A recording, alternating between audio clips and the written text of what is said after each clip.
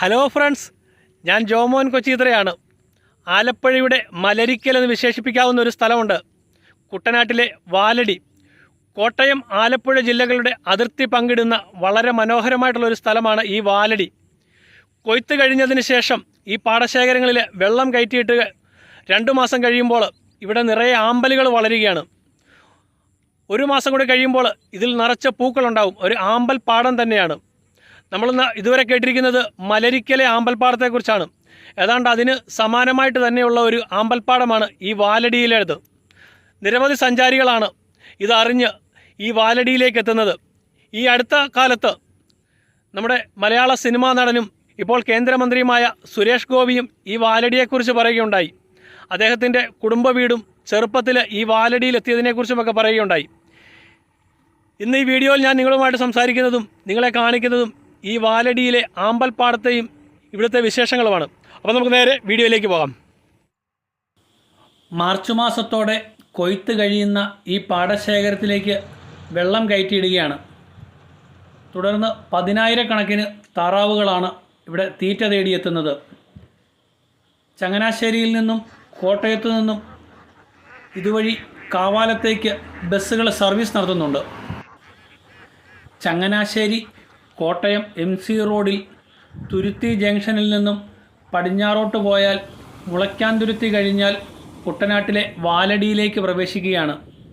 വലിയൊരു പാടശേഖരത്തിന് നടുവിലൂടി പോകുന്ന ഒരു റോഡ്. ഇവിടെ മുതൽ വാലടി എന്ന ഗ്രാമം ആരംഭിക്കുകയാണ്. ഇപ്പോൾ പാടത്ത് നിറയെ ആമ്പലുകൾ വളർന്ന് മുട്ടിട്ട് നിൽക്കുകയാണ്. വെള്ളത്തിന് മുകളിലായി ഇലയും അതിനും മുകളിലായി മൊട്ടുകളും കാണാം. വൈകുന്നേരങ്ങളിൽ കൂമ്പി നിൽക്കുന്ന ഈ മൊട്ടുകൾ നേരം വെളുക്കുമ്പോൾ വിരിയാൻ ആരംഭിക്കുകയാണ്. ഏകദേശം ഒരു 10 മണിയോടുകൂടി ഇവ മുഴുവൻ വിടർന്നിരിക്കും. മജന്ത കളറിലുള്ള ആമ്പലുകളാണ് ഇവിടെ കൂടുതലായും കാണുന്നതെങ്കിലും ഇടയ്ക്ക് വെള്ള കളറിലുള്ള പൂക്കളും കാണാൻ സാധിക്കും. ഇപ്പോൾ പാടത്തിൻ്റെ മധ്യഭാഗത്താണ് ആമ്പൽ പൂക്കൾ തിങ്ങി നിറഞ്ഞ് കാണുന്നതെങ്കിൽ 1 മാസത്തിനുള്ളിൽ തന്നെ ഈ റോഡിനോട് ചേർന്നുള്ള ഭാഗത്തും നിറയെ ആമ്പലുകൾ പൂത്തു നിൽക്കുന്നത് കാണാനായിട്ട് സാധിക്കും. അപ്പോൾ നിരവധി സഞ്ചാരികളാണ് ഈ മനോഹര ദൃശ്യം കാണാനെത്തുന്നതും ചൂണ്ടയിടാനുമൊക്കെ ആയിട്ട് ഇവിടെ എത്തിച്ചേരുന്നത്. ചില മത്സ്യത്തൊഴിലാളികളും പ്രദേശവാസികളും അവരുടെ വഞ്ചിയിൽ ഈ ആമ്പൽപ്പാടത്തിന് നടുവിലൂടി സഞ്ചാരികളെ കൊണ്ടുപോകുന്നതും അതുപോലെ തന്നെ അവർക്ക് ആമ്പൽ പൂവും ചുവടെ തന്നെ ചെടിയും പറിച്ചു നൽകുന്നതുമൊക്കെ ഒരു വരുമാന മാർഗമാണ്. വീടുകളിലെ അലങ്കാരക്കുളങ്ങളിലും അതുപോലെ തന്നെ അക്വേറിയത്തിലുമൊക്കെ വെക്കുന്നതിന് വേണ്ടിയിട്ടാണ് ആളുകൾ ഇത് കൊണ്ടുപോകുന്നത്. ഞാനും 2 ആമ്പൽ മുട്ടുകൾ പറിച്ചു കൊണ്ടുവന്ന് വീട്ടിലെ കുട്ടികൾക്ക് കൊടുത്തു. അവർ ഇതൊരു ബക്കറ്റിൽ വെച്ച് വെള്ളം നിറച്ച് വെച്ചു. വെളുപ്പിനെ ആയപ്പോൾ ഒരു 6 മണിയായപ്പോൾ വിരിഞ്ഞു തുടങ്ങി. ഒരു 8 മണിയായപ്പോൾ വെയിലൊക്കെ വന്നു കഴിഞ്ഞപ്പോൾ അത് പരിപൂർണമായിട്ട് വിരിഞ്ഞാണ് കാണപ്പെട്ടത്. ഇനി ഇവിടെ വന്നു കഴിഞ്ഞാൽ വെള്ളവും ഭക്ഷണവും ഒക്കെ കിട്ടുമോ എന്നോർത്ത് നിങ്ങൾ ആശങ്കപ്പെടേണ്ട കാര്യമില്ല. നേരെ പോലെ ധൈര്യമായിട്ട് ഈ വെള്ളത്തിന് മുകളിൽ ഒരു തൂണിൽ തട്ടയിൽ ഉയർന്നു നിൽക്കുന്ന ഒരു ഹോട്ടലുണ്ട്, ചെറുനക്കര സുരേഷ് ചേട്ടൻ്റെ. അപ്പോൾ നമുക്ക് ആ ഹോട്ടലിൻ്റെ വിശേഷങ്ങൾ കൂടി ഒന്ന് നോക്കാം.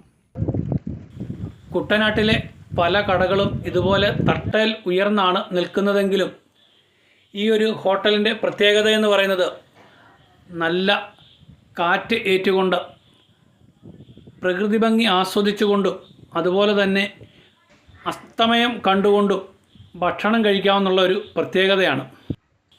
അപ്പം നമുക്ക് ഇതിൻ്റെ ഉള്ളിലോട്ടൊന്ന് കയറി ഇതിനകത്തെ കൂടുതൽ വിശേഷങ്ങളൊക്കെ ഒന്ന് തിരക്കാം. നമ്മുടെ സുരേഷ് ചേട്ടൻ ഇവിടെ ഉണ്ട്, കടയുടെ ഓണറാണ്. ചേട്ടാ നമസ്കാരം. ഇവിടെ എന്നൊക്കെയാ സ്പെഷ്യൽ ഐറ്റംസ് എന്നൊക്കെയാ ഉള്ളത്? ഫുഡ് പൊറോട്ട ഉണ്ട്, കൊത്തു പൊറോട്ട ഉണ്ട്, കക്ക ഫ്രൈ ഉണ്ട്, താറാവ്. അതായത് സീസൺ അനുസരിച്ച് തനി നാടൻ വിഭവങ്ങളെല്ലാം കിട്ടുന്ന ഒരു ഹോട്ടലാണിത്. അപ്പോൾ ഇതിനകത്ത് കയറി കഴിഞ്ഞാൽ നമുക്ക് പുറത്തെ മനോഹരമായ ദൃശ്യങ്ങൾ കാണാം. ഫാമിലി റൂമുകളുണ്ട്. എല്ലാ റൂമുകളിൽ നിന്നും പാടത്തേക്കുള്ള ജനാലകളുണ്ട്. ഈ ജനാലകളിലൂടെ നല്ല കാറ്റ് കയറി വരും. അതുപോലെ തന്നെ കാഴ്ചകൾ കാണാം. നമുക്കൊക്കെ ഒരു പ്രൈവസി ഉണ്ട്. നമ്മളിപ്പോൾ ഇവിടെ ഇരിക്കുന്നത് വെള്ളത്തിന് മുകളിലാണ്. നമ്മളിരിക്കുന്ന ഈ ഒരു തറയ്ക്ക് താഴെ വെള്ളമാണ്. അതുപോലെ തന്നെ മറ്റൊരു പ്രത്യേകതയാണ് നമ്മുടെ സുരേഷ് ചേട്ടൻ്റെ സഹോദരൻ സുഭാഷിൻ്റെ മീൻ വളർത്തൽ കേന്ദ്രം.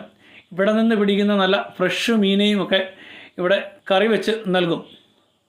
പിന്നെ നമ്മൾ മുൻപ് പറഞ്ഞതുപോലുള്ള ഒന്നാണ്, ഈ കടയ്ക്കുള്ളിൽ ഇരുന്നാൽ തന്നെ കാണാവുന്ന അസ്തമയ ദൃശ്യങ്ങൾ.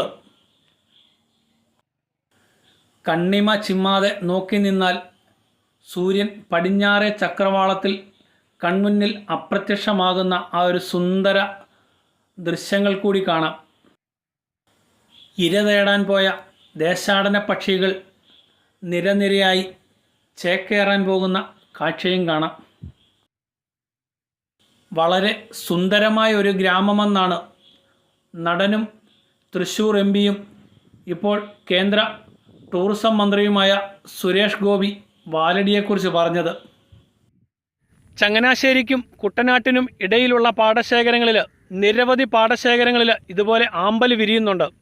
എന്നാൽ വാലടിയെ വ്യത്യസ്തമാക്കുന്നത് ഇതിലേക്കൂടിയുള്ള ഈ ഒരു ഗതാഗത സൗകര്യമാണ്. അതായത് കോട്ടയത്ത് നിന്നും ചങ്ങനാശ്ശേരിയിൽ നിന്നുമൊക്കെ നിരവധി KSRTC ബസ്സുകൾ ഇതിലേക്കൂടെ സർവീസ് നടത്തുന്നുണ്ട്. ഇനിയും ഇത് കേന്ദ്രമന്ത്രി സുരേഷ് ഗോപിക്ക് കൂടി അവകാശപ്പെട്ട ഒരു നാടാണ്. അടുത്തൊരു വീഡിയോയിൽ നമുക്ക് വീണ്ടും കാണാം.